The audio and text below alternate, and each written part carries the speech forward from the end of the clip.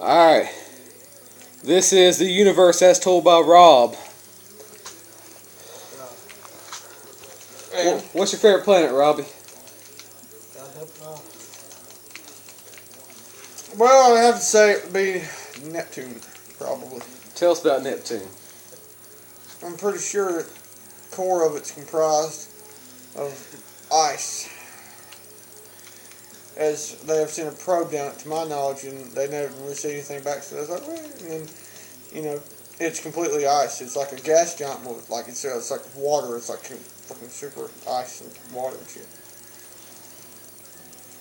Elaborate. Plus, I like the fact that Neptune and Uranus switch positions every so often. It's like a thing. It's like part of the track. At some point, Neptune is the seventh planet. At some point, Uranus is the seventh planet. But they switch back and forth. It's a phenomenon they've discovered over the years. What's your opinion on them making Pluto ice dwarf? Well, I think it's very probable due to the fact that it is not technically a planet, but a big chunk of ice. Scientific.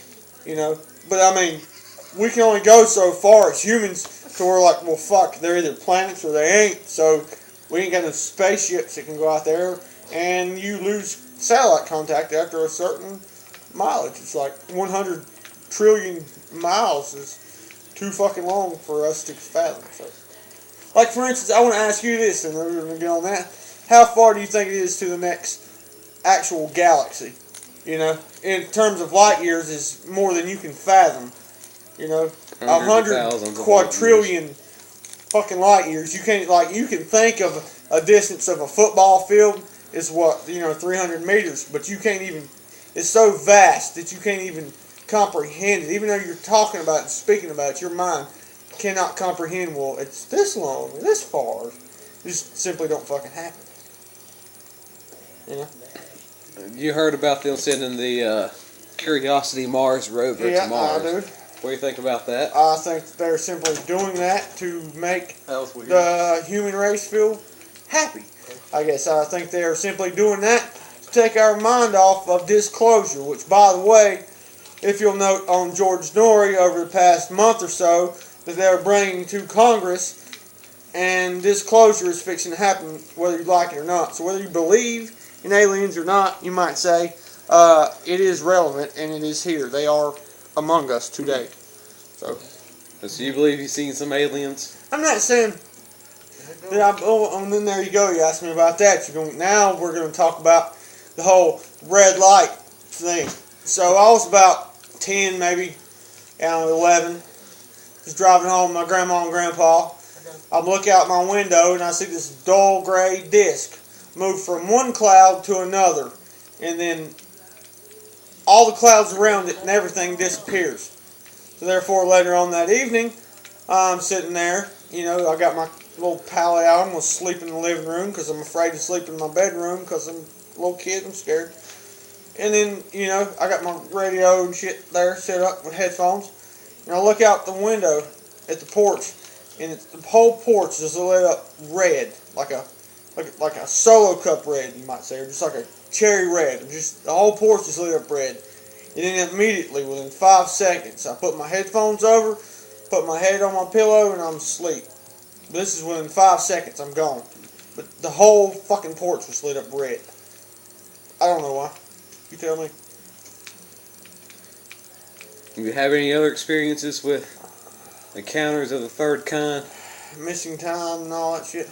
Well, I wouldn't necessarily call them encounters of the third kind. I mean, I don't know what dimension they come from, but if they can travel across the vast distances that they probably do come from, or maybe it's something like they've simply come from these ships that they got lingering around the sun, for instance. Like, with the sun, you've got these, they take a photograph of the sun using the thing, and then one photo you've got like these freaking ships and this shit around it, and then the next photo the government releases, it's completely, buttered up and it's not the same as the original photo because they caught themselves, and therefore they had to be like, we can't show this to the humans or fucking America or the world, whatever. Then there you go. While we're on the subject of space, do you believe that the moon landing was faked? No, do not. Some people say that it would. I don't think it was faked. I think that they did it, and they probably maybe for a particular point, maybe they did a fake moon landing. So if something happened and it didn't go right, they cover their asses.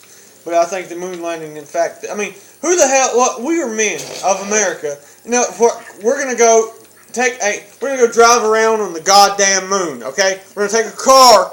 It's not good enough. American roads are not good enough anymore. I need to drive around on the moon. I'm gonna take the car up there. You know, did they bring the car back? No. Again, $100 million. It's gone. Or whatever the fuck it cost. What do you think the car was? The four-door. Yeah, it was like a fucking dune buggy, except it didn't bounce. It wasn't meant to be bounced. It was meant to keep them stationary. So. I don't know, because I wasn't born then.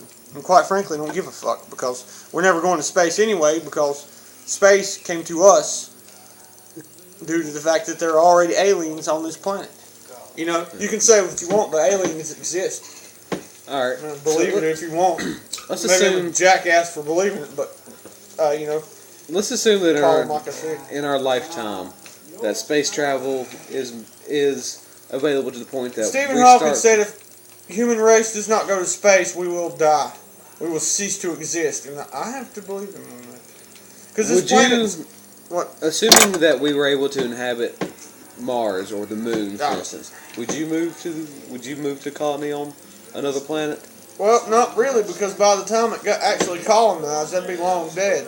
I mean, you're talking about colonizing another world. Assuming it was to happen in your lifetime, say it happened in the next 20 years. Yeah, I would go. I wasn't going to pay no $30 million to go, but say they came up with, well, now we can go live over in so-and-so. I would go. You know why? Because I have to fix no goddamn cars! And there you go. I'm sold on that reason. And that will conclude this episode of The Universe as Told by Rob. Thank you.